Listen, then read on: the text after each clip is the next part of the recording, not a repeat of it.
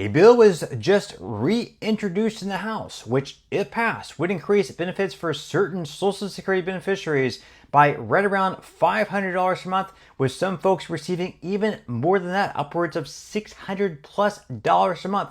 Plus, on top of that, a bipartisan group of senators are now coming together with a new plan to save Social Security and create reform for Social Security and the program.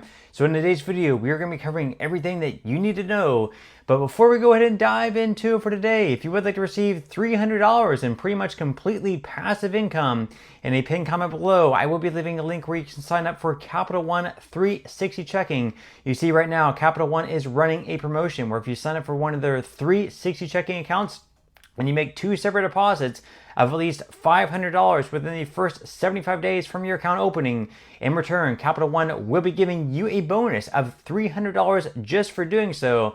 Now, as far as those deposits of $500 or more go, they can either be your Social Security checks. So if you receive at least $500 in monthly Social Security benefits, you would qualify for the $300 bonus. It could also count as a pension. It could be a paycheck from your job. Anything like that will count towards your $300 bonus, and in return, I may also be eligible for a commission as well, which of course I would greatly appreciate. But as always, terms and conditions do apply. Okay, so diving right into it for today. So once again, we're going to be touching on a couple of different topics in today's video. First off, a bill in the House has just been reintroduced.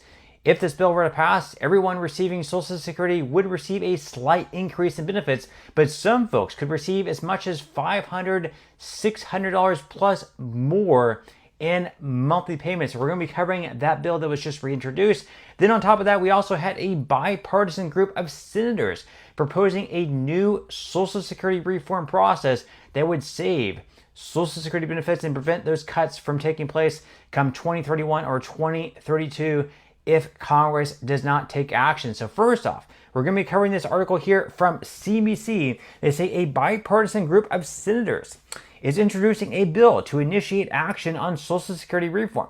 The Promise Act, which stands for Protecting Retirement Opportunities and Maintaining Income Security for Everyone, would establish a process for enacting changes to Social Security, a more than 90-year-old federal program that provides benefits for more than 71 million Americans each month.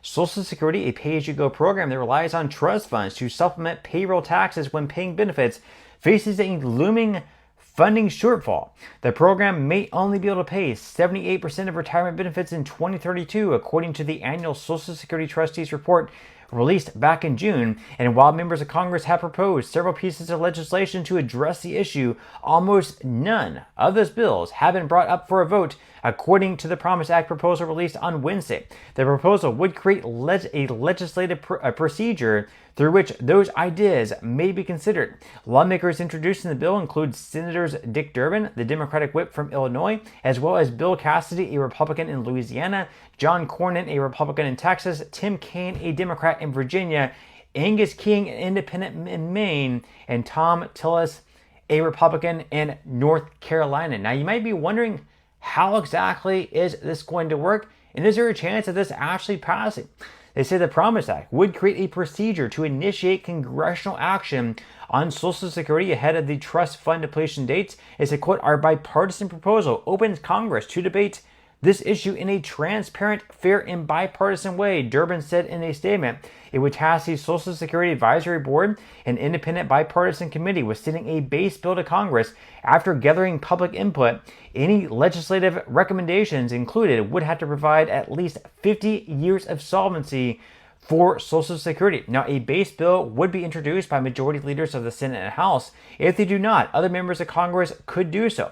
Now, the base bill would be sent to the Senate Finance Committee and House Ways and Means Committee for further consideration, hearings, or amendments, and it would then be brought to the Senate and House floors for 100 hours of consideration, during which time lawmakers may propose substitute amendments. For an amendment to be adopted, it would need to meet a 60-vote threshold in the Senate. So obviously, with that said, it would need to have bipartisan support, considering that Republicans nor Democrats have at least 60 members in the Senate. They would certainly need both Republicans and Democrats to vote in approval of this bill for it to have any chance of passing. Now, they say that the final bill would also need a minimum of 60 Senate votes, as I just mentioned. So the Promise Act would also create a solvency review process every 10 years that would activate the same floor procedures if a Social Security funding shortfall is projected. The bill aims to open a pathway for Congress to consider all serious Social Security proposals. According to a fact sheet, it does not bypass regular order, predetermine a policy outcome, or establish a fiscal commission, the fact sheet states. So again, we got to hope that, whether or not comes of this, you just have to hope that they're able to get their act together, because again, if you look at the different projections out there, they're projecting anywhere between 2031 and 2032 that the trust fund for Social Security will go insolvent. And when that happens, of course, automatic benefit cuts are going to be taking place.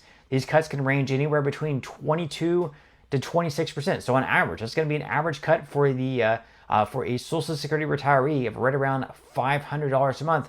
And you look at benefits right now, an average is right around $2,000 a month, which for most people is just not enough to get by without having other, sources of retirement income, whether that be their IRA, 401k, or other savings, or perhaps a part-time or full-time job. So if you're going to, deduct another $500 a month, you're going to have a lot of people in very, very difficult situations. Now, we're going to move on to our second topic for today's video, and that is that the Social Security 2100 Act was just reintroduced by House of Representative John Larson.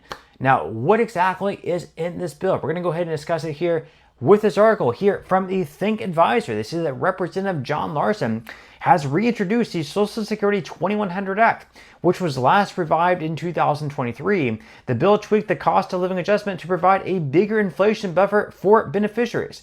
The latest version of the bill, introduced on June 29th, retains the provisions to apply the payroll tax to annual wages above $400,000, which Social Security advocates say would help shore up the trust fund's projected depletion come 2032, and also expands the net investment income tax. It said, quote, "There are some significant changes from previous iterations of the Larson bill." Max Rittman, president and CEO of the National Committee to Preserve Social Security and Medicare, said Tuesday in an email, "The revised bill eliminates the payroll wage cap, which we support, as do large bipartisan majorities of the American people in poll after poll.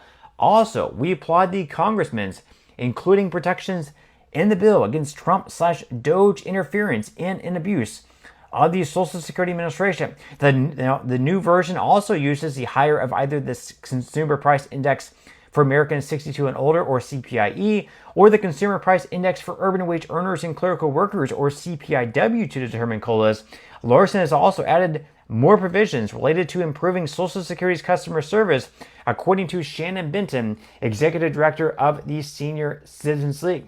Now, while the Social Security 2100 Act is unlikely to pass in the current Congress, it should, Benton added. The bill is the gold standard for Social Security reform and accomplishes the majority of changes older Americans want to see for the program. Now, if Democrats regain control of the House, Larson will chair the House Ways and Means Social Security Subcommittee. Larson has a commitment from Representative Hakeem Jeffries, who will be the House Speaker, that Social Security legislation will be brought to the House floor for a vote in the first 100 days.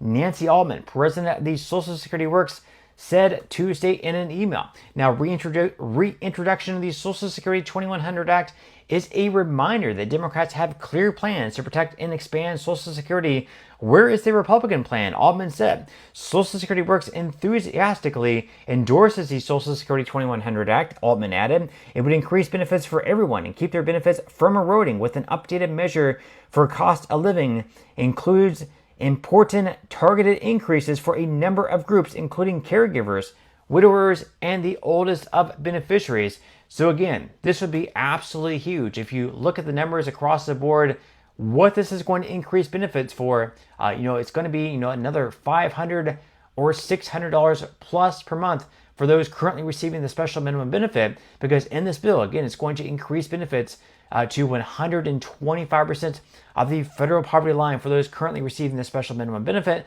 So for someone receiving like $1,000 a month, that's going to be like another $500 plus per month in their benefits. Plus, for everyone across the board, on top of that, it's going to be another 2% increase for everyone. Even if you don't receive the special minimum benefit, you are going to receive another, 2% increase in your benefit. So again, with that said, leave your thoughts and comments below. What do you think about about this bill? Is it something that you would support?